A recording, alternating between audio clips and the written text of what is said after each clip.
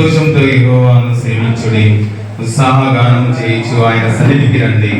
యెహోవాయే దేవుడని తెలుసుకునుడి, ఆయనే మనల్ని పుట్టించును, మనం ఆయన వారము, మనం ఆయన ప్రజలము, ఆయన మేపు గొర్రెలము. కృతజ్ఞతార్పణలు చెల్లించుచు ఆయన గుమ్మంలో ప్రవేశించుడి. కలిగిన దేవా, మీకు వందనాలు చెల్లిస్తున్నాము ప్రభా. మా మార్గాలంతటిలో మీరు మాకు తోడుగా ఉండి క్షేమకరమైన ప్రయాణం అనుగ్రహించినందుకు స్తోత్రం చెల్లిస్తున్నాం. ఈ యొక్క మందిరంలో ఈ రీతిగా మిమ్మల్ని ఘనపరుస్తుండగా మా మధ్యకు మీరు రండి ప్రభు. మేము ఎందుకు వచ్చామో అది మీరు ఎరుగున్నారు తండ్రి. ఆ కార్యం అంతా కూడా నజరేయుడైన యేసు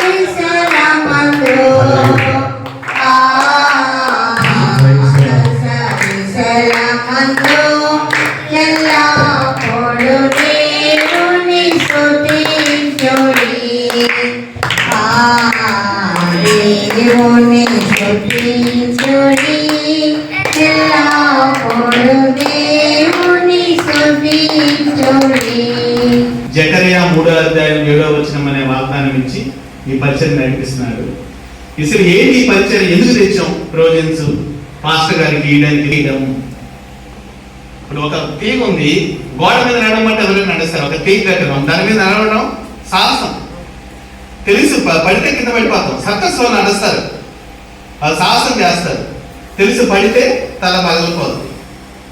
ఆ మాట ఎందుకు చెప్తున్నానంటే, చాలా మంది కుగ్రామాల్లో పట్టణానికి వస్తారు. కుగ్రామాల నుంచి, గ్రామాల నుంచి పట్టణానికి ఎందుకు వస్తారు? గ్రామాల నుంచి, కుగ్రామాల నుంచి పట్టణానికి ఎందుకు వస్తారు? కాబట్టి పట్టణానికి వచ్చి మంచి వ్యాపారం చేసుకోవడానికి వస్తారు. కొంతమంది కరువులు, ఇబ్బందులు ఉంటాయి, వరదలు వస్తాయి, అలాంటి ప్రాంతాలు వదిలేసి పట్టణంకి వస్తారు. అక్కడ మనం బతకలేము. కొద్ది మంది మాత్రము ఎలాంటి పరిస్థితులైనా ప్రాణం పోయినా రాదు. ఎందుకంటే వాళ్ళకి ఊరి మీద ఉన్న ప్రేమ, కన్న ప్రేమ. మా ఊరి మీద చిన్నప్పటి నుంచి ఊరిలోనే ఉన్నాను, పోయా మంచి ఉద్యోగం ఇస్తే నేను రానంటారు. మంచి డబ్బులు వస్తాయి అక్కడ నీ వ్యాపారానికి నేను రాను, ఈ ఊరిలో ఉండి చచ్చిపోతా అంటారు. ఎందుకంటే వాళ్ళకి ఊరి మీద ఉన్న ప్రేమ. ఇప్పుడు అలాంటి ఊరికి ఆ ఆత్మ కూడా దేవుని దృష్టిలో విలువైందే కదా. కొంతమంది మిగిలిపోయారు. చాలా మంది కరువులు, కష్టాలు, బాగా బతకాలని పట్టణానికి వచ్చేస్తా ఉంటే కొన్ని మంది మాత్రం మిగిలిపోయారు. అలాంటి ఆత్మలు కూడా దేవుని దృష్టిలో చాలా విలువైనవి.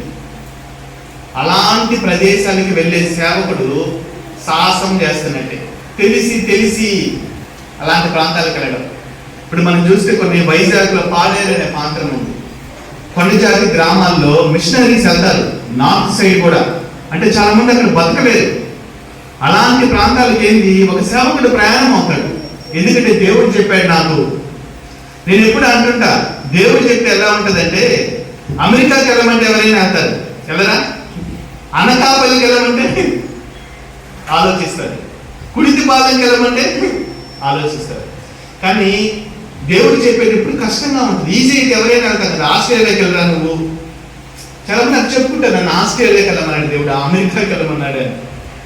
ఇక పాడేరుకి వెళ్ళమంటే కొండలు ఎక్కాలి, వాళ్ళ దగ్గర తినడానికి కూడా ఉండదు. అంటే సాహసం చేయాలి. అట్లాంటి ప్రాంతాలకి వెళ్ళే సేవకు నిజంగా సెల్యూట్ చెప్పాలి.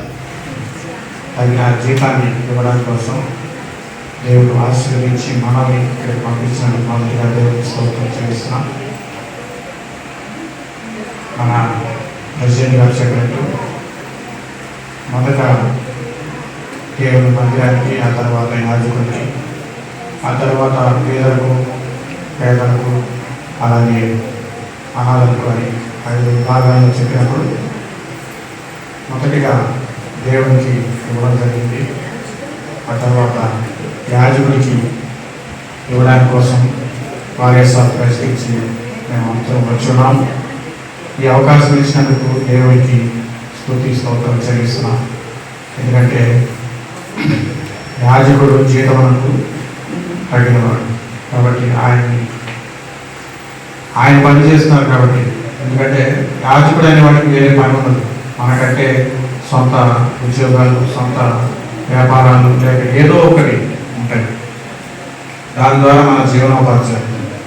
కానీ యాజకుడు దేవుని పని చేస్తూ దేవుడి మందిరంలో ఆయన్ని ఆరాధిస్తూ మనల్ని నడిపిస్తూ ఉంటాడు కాబట్టి, మన కోసం ప్రార్థిస్తుంటాడు కాబట్టి ఆయన అన్ని విడిచిపెట్టుకొని ఆ రోజు ఇశ్రాయేలీయుల్లో యాజకులు ఏ విధంగా తన ఇచ్చిన 12 మందికి భాగాలు ఇవ్వడంలో గోత్ర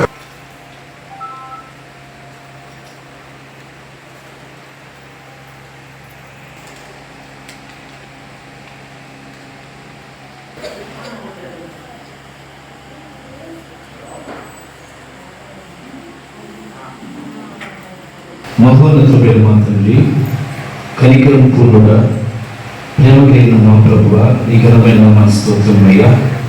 నా ప్రభువ, ఈ యొక్క ఆజ్ఞ మేరకు నీ యొక్క మాట చొప్పున మమ్మల్ని ఏర్పాటు చేసుకొని ఈ అల్పులకు మీరు చేసిన ఎడల నాకు చేసినట్టే అన్నారు. పేదలు సహాయం చేస్తే మీకు చేసినట్టు అన్నారు. అయినా పేదలను కటాక్షించము, నేను మీకు తప్పిస్తానన్నారు. నా తండ్రి, ఇంత గొప్ప ధన్యత ఎన్నికలు నాకు చింతిస్తున్నాను. ఈ సమయంలో ఆయన సేవకుడు